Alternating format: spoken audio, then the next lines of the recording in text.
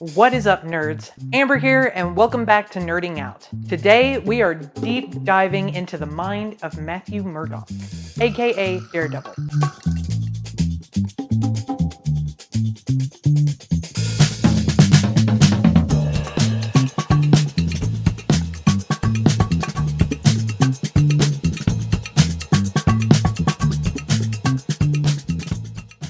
With Daredevil Born Again Season 2 dropping March 24th and already renewed for a third, it's the perfect time for a psychological breakdown. Think of this as Heather Glenn giving Matt a therapy session, but with spoilers up to the end of Season 1 of Born Again. So if you're not caught up, please pause now and go watch, then come back. As Marcus Breckler from Philo Pulse magazine puts it, Daredevil is a man of contradictions, torn between law and violence, faith and rage.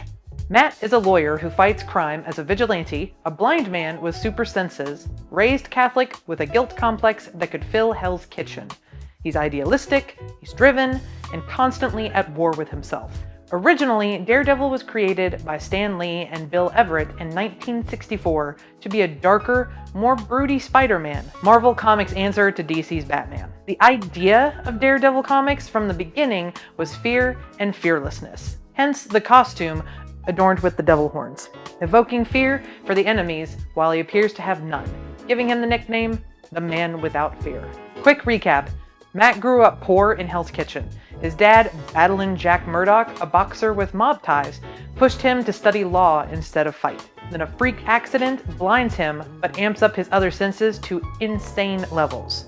He can hear heartbeats from blocks away. He can hear if you're lying just by the pulse of your heartbeat and blood pressure. Against his dad's wishes, Matt trains in combat and becomes Daredevil, the man without fear, who regularly bends the law he swore to uphold. His drive? Trauma. His dad was murdered for doing the right thing. Moral convictions. Catholic upbringing. His mom is a nun. Spoiler. And a deep need for redemption. So, what's his MBTI? Well, first off, what is MBTI? So it stands for the Myers-Briggs Type Indicator, or more popularly known as the personality test. It categorizes individuals in one of 16 personality types based on preferences in 4 key areas, helping people understand themselves, their communication, and their interactions with others. The different types are extroversion or introversion, sensing or intuition, thinking or feeling, and judging or perceiving. Personally, I think he can be an INTJ, which is introversion, intuition, thinking, and judging, but we're leaning towards INFJ, which is introverted, intuitive, feeling, and judging. Because the feeling part is what Matt Murdock does best. INFJs are idealistic, empathetic, and morally driven. That sound familiar? Matt's got that unbreakable compass for justice, fueled by seeing injustice up close as a kid and as a lawyer. For a deeper look, check this excellent analysis from Zimbardo.com on the Big 5 personality traits. They mention these 5. Openness, which for Matt Murdock is high. He's curious, idealistic, challenges the norms with creative vigilantism. Conscientiousness, which is very high. He is a duty-bound lawyer and a disciplined hero. Extroversion, moderate. Charms in the court, but patrols solo. Agreeableness is very high.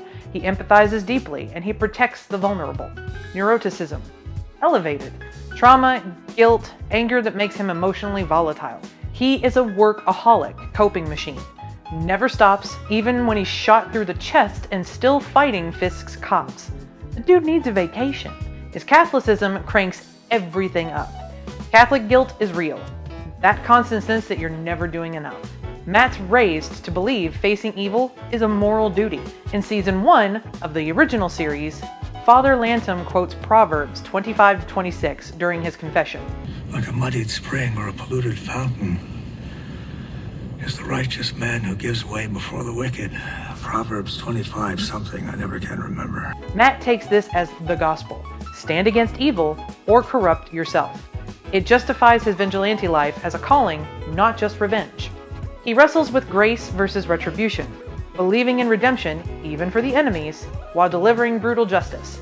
That tension is pure Matt Murdock. From trauma lenses, Matt shows that he has PTSD, which is hypervigilance, intrusive memories from childhood accidents, dad's death, his constant violence. He's got moral injury/guilt, which is guilt over violence, losses like his friends and relationships, feeling like he's failing morally. Resilience and post-traumatic growth, which is turns suffering into purpose. He grows stronger and he finds meaning in protecting others. In the comics, it's even heavier. Major depression after losing sight as a young kid, no childhood, endless training for law school and for his sight. Then Karen Page, killed by Bullseye right before a proposal. Relationships crash, secrets isolate him. He's anxiety, depression, and a moral compass in one package. But that is why he is so relatable. He's not invincible, he's human. He's grappling with trauma, with guilt, with faith. And as the Zimbardo piece says, his journey symbolizes the human capacity for growth and trauma and moral complexity. We see ourselves in his struggle. Matt Murdock isn't just a hero. He's a mirror for our own inner battles, and that is why Daredevil hits so hard. If you've loved this psych deep dive, drop a comment down below. What is your take on Matt's guilt complex? Do you think he's INFJ, or would he be something else? And if you want more psych breakdowns for Marvel characters such as Loki, Winter Soldier, Captain America, Iron Man, smash the like button down below, hit the bell for Marvel Mondays, and then get more nerding out goodness throughout the week. Thank you so much for watching. I hope that this was insightful for you. I had a whole lot of fun trying to look all this information up and writing this, so I hope that you enjoyed it enough for me to continue on with this series. Stay nerdy, stay fighting, enjoy Season 2 of Born Again, and keep up the good fight. We'll see you next week.